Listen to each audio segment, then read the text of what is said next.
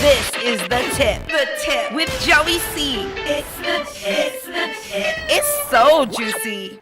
Welcome to The Tip. Joey C. here, hanging out with you today. Welcome to the show. Pseudoscience Popologist Professor Shamori with us today. Woohoo! It's a brand new day. Thank you for being with us today. Let's jump right in. Lindsay Lohan wants to star in the live-action Little Mermaid. She says on Instagram, "I will sing again. Hashtag Ariel, hashtag The Little Mermaid." She added Disney and Disney Studios, and she included her sister Allie, saying that Allie should sing the theme song for the soundtrack. I guess first things first, do not come for The Little Mermaid. I'm really trying to be nice to other gingers this year because I'm a ginger girl. I know how life treats you, and it can be rough, but the girl is unrecognizable. So could you even say Lindsay Lohan is doing The Little Mermaid? It's like, who is that? She's beautiful, and I don't know that I would necessarily trust her on set. Has she had a hit since Mean Girls? She did the Elizabeth Taylor Lifetime movie, and it did okay ratings-wise, but I believe it was a flop. And I think that, The Little Mermaid is just kind of a legendary film. I don't know if you were... Would you sign on to be part of this project knowing that Lindsay Lohan was going to be there? That's definitely a sink or swim situation for reals, because I expect her to just float at this point. Like, how are they going to get that deep underwater swimming sequence when the lips and the boobs and everything is just floating up to the surface? Yeah. I wish her luck. But don't we wish her luck in all aspects of her life, I feel like. Yeah, because, like, she did Disney wrong. Yeah. Like, she's the reason why Disney has to do these comebacks, kind of. Yeah, so, because she had her Disney opportunity. Her Ariel? Uh-huh. Like, who's going to be that flounder? True. And I mean, she just kind of comes, I feel like, with a lot of baggage. Who's going to want to do I can't imagine her liking salt water. She does seem very special. So here's some other stuff that's happening online. Selena Gomez posted on her Instagram. She's wearing The Weeknd's merchandise. Selena for a while had the most Instagram activity of anybody of all time ever in the world in the whole solar system. Until Beyonce made her twin announcement, and then, the Beehive, took over that one. So my question here is, if you were posting about your boo, but your boo wasn't posting about you, is this okay? Because The Weeknd hasn't made much reference to Selena. No. That makes you seem like you're a girl for The Weeknd. That is hella hungry, girl. Like, chill. Post for post. So would you post for post? Would you say something if your boo wasn't posting? Well, are his clothes? I have to admit, I haven't seen it. Yeah. But are his clothes like amazing? It's a little subtle T-shirt, and it has his logo on it. I love Selena. I love her like a love song. I love the girl. So she doesn't need to be all up on The Weeknd like a chicken wing buffet. Like, she's got her own thing going.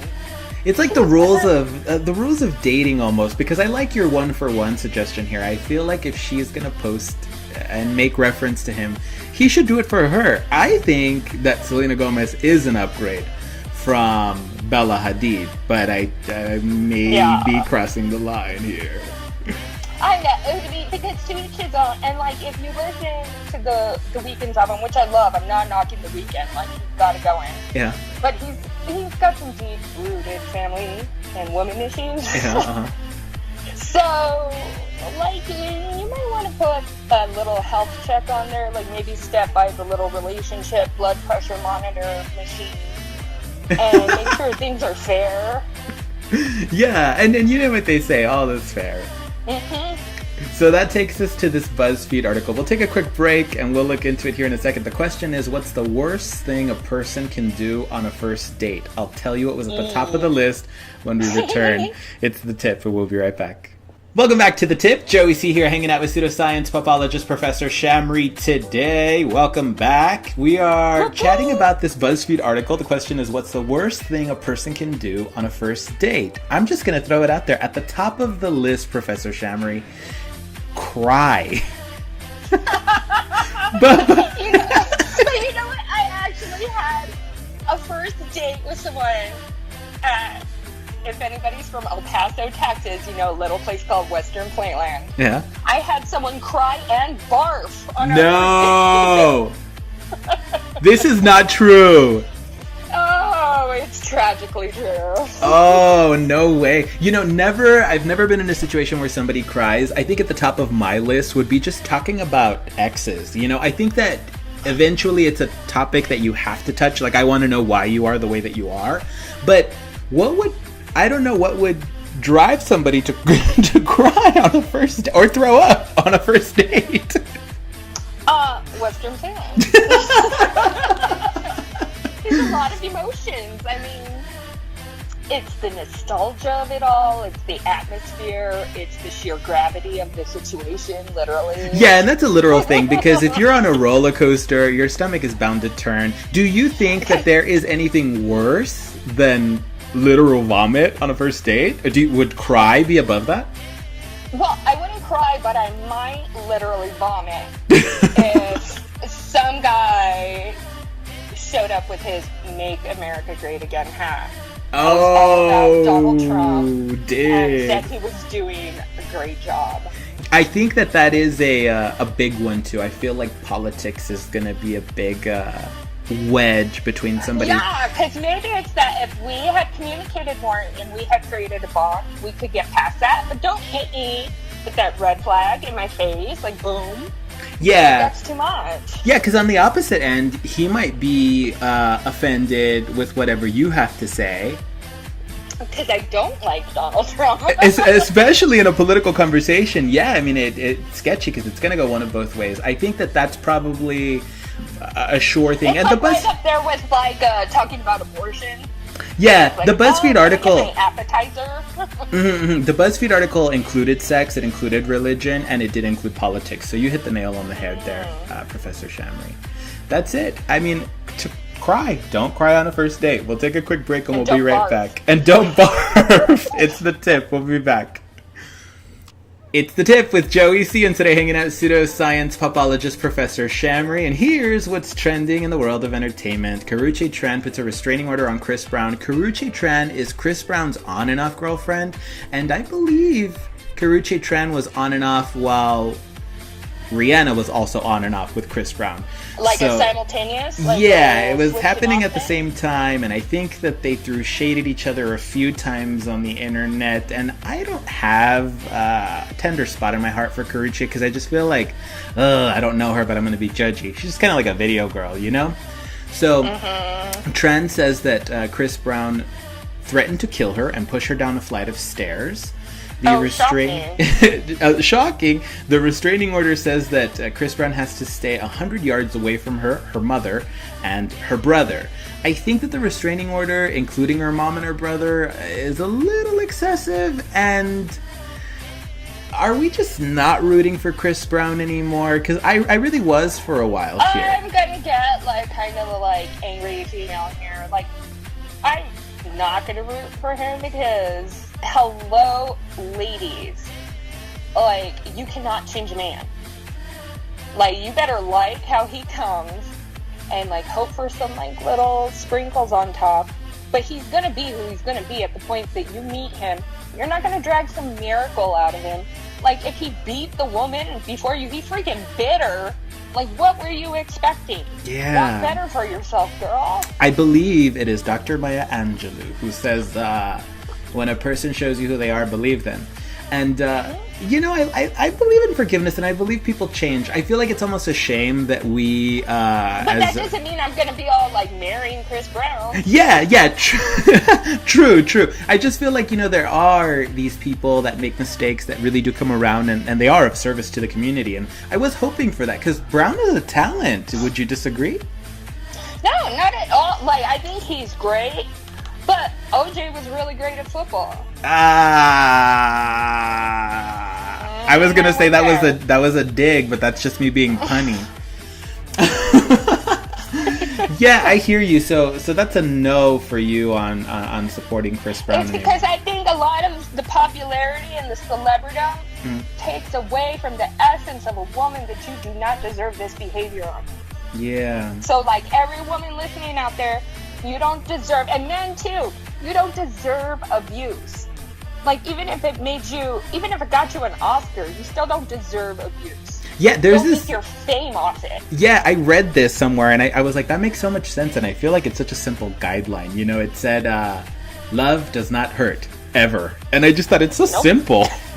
You know? I mean, it hurts that you're like, oh, I love you so much, but not like, hey, stop beating me. Yeah, or please don't push me down a flight of stairs. Yeah, or like, I hope you don't kill my mother. Yeah. We're going to follow this story because I feel like this one is an ongoing part of the Chris Brown saga here that we have. In other news, Kim Kardashian, was robbed in Paris October 3rd. $5 million worth of jewelry were snagged. Kim's being vocal, and so is the studio, about the Paris robbery to be featured on the show. Since this really happened, authorities have released pictures. 17 people were arrested. A few of them were let go. But it looks like they're really getting down to the bottom of things. It appears to have been an organized gang.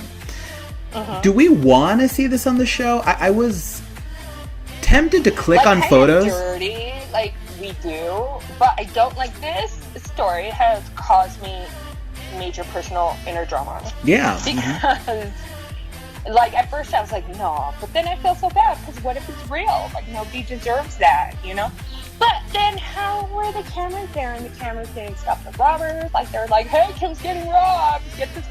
How'd you get the footage? Stop them. They're robbing her. It's hard to say because it's so messed up, I think, to say that this was fabricated. And then I think that like Kanye honestly kind of went a little like off after this happened because his family was threatened.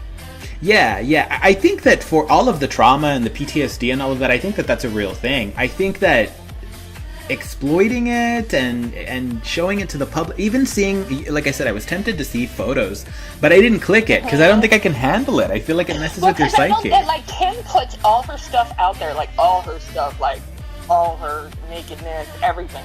Yeah. And she went into hiding afterwards in a way for like a reason. She had to retreat from society. So it's like bringing this all up and turning it into reruns and over again things. Is it good for her? Like, is her mom thinking? That's what I always wonder. Is her mom being a mom? And what do you think there? Is this good for her? They're gonna air it. I don't think it's good. You think it'll tarnish the brand? I think, like, think the nastiest, most awful thing that happened to you, and it was shown every day on E, 4 times a day, forever. I mean, it's traumatizing. She was tied up, upside down. I can't even... They said the first thing she said is, don't hurt me, I'm a mother. Oh, I don't... Like, my heart, my heart breaks. And then for them to be releasing photos, and I understand it's probably going to generate ratings. I mean, and people I know all over the web, people say she asked for it. She, like, put her grill and all her bling and all this out there and said, here's where you find me. Yeah. But nobody asks for something so ugly. You don't ask for that. I agree. Will you be watching Professor Shamori? Probably. Yes! Not directly. I will watch the clips you post. You're gonna be there with your bag of popcorn. Like, I just need you to screen this for me and tell me what I need to watch. What a mess. That's what's trending in the world of entertainment. We'll be right back. It's The Tip. Welcome back to The Tip. Joey C here with Pseudoscience Popologist today, Professor Shamori. It's time for Yas or Pass. This is where I let you know what's going on or in the world of entertainment, and you decide whether it's a thumbs up or a thumbs down. So Katy Perry's new music era and the single Chained to the Rhythm. She calls this purposeful pop, It appears as though she is returning to be the cotton candy queen. Her music video, I didn't understand it, but it reminds me of her teenage dream era. She's, of course, getting a little bit political. Do we like this Katy Perry, or do we? I had a little bit of a struggle with Prism, even though Dark Horse did amazing, and I know for a fact that you're not a fan of Unconditionally. That would be a big pout. I liked the Cleopatra vibes and the E.T. alien vibes that she gave us, and it seemed to be progressive in regards to the direction of her career. Purposeful pop does remind me of Cotton Candy Queen, but I have an issue whenever celebrities mix politics into the music. I feel like it takes the fun out of it. Well, I believe she's entitled to her point of view, but I'm going to have to say, well, maybe not yes or pass, but a pause. Okay. Because it's a bit early to call, like, a song in an era. Like your new era. It's a very interesting lead single. Sia wrote Chained to the Rhythm, and when I heard it, I thought, okay, this is okay. I was listening to the lyrics, and they're so corny. Like, they kind of feel like lyrics that you could sit down with your friends and write them as a joke. Without the lyrics, the song has been growing on me, and I am enjoying it. So for me, for now, can I yas the song and pass the purposeful pop era? Yeah, I'm still pausing. Okay. Up next, Kendall Jenner. Up next, Kendall Jenner was spotted wearing a grill. She has a couple of gold teeth. Yes or pass? Do we like this on somebody like Kendall Jenner? I feel like we're used to seeing people like Little John, people like Madonna wearing these grills. Not even pass, but passe. Like, girl, it's done. All your Kardashian sisters, I think even, what's her face, Caitlyn has a grill by now. Like, it's old. Would you do it? I know that you're a style connoisseur. Would you do it? Yeah, so no.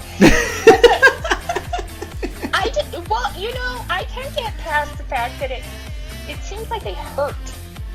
Like, super braces.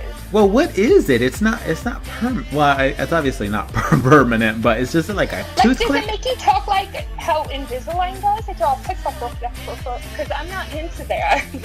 like Sarah Jessica Parker, like around season 5 of Sex and the City, she had the Invisalign going, and you could hear it in her thick. Yeah, no, I agree. But also, like, isn't gold kind of heavy? It's only, I just imagine it would damage your gum line. That too. I don't know. I feel like it's like like what those weights do, the ankle weights do to your ankles. I feel like that's what a grill. They ended up saying like it wasn't any good for you at all when you look at the joint damage you did. We went straight into health risks. This is definitely pass. This is not a yes. And she's kind of out there. She's out there. She's grabbing that new thing and figure sporting a grill. Yeah.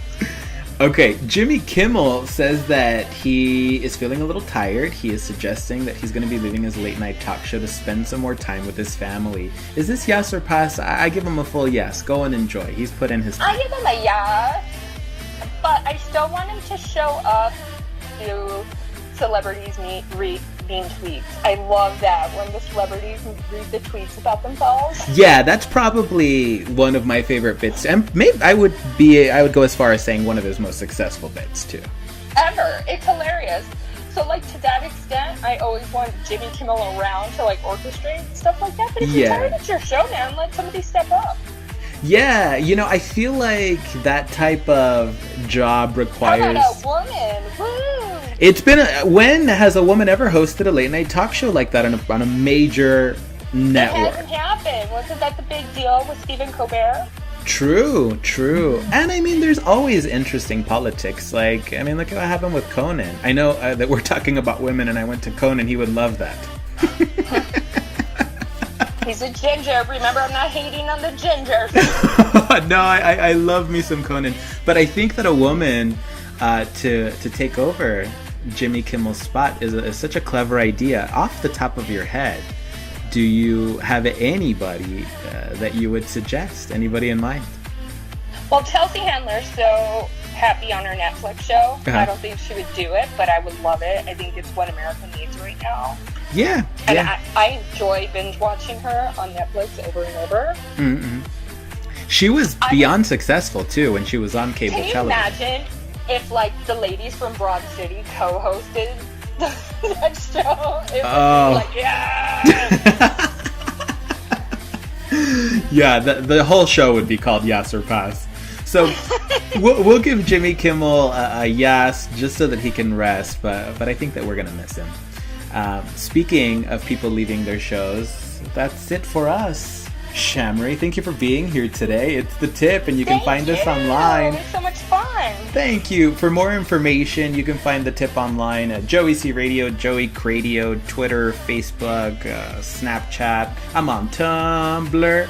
And for more information on Pseudoscience Popologist Professor Shamori, where can people contact you? Instagram, and I am at Shamori Rose, SHAMRPE Rose. And you'll just see what my normal life looks like when I'm here writing books and stuff. Thank you so much for being here. We're going to have to do this again. Yes, definitely. Thank you. Bye. Bye.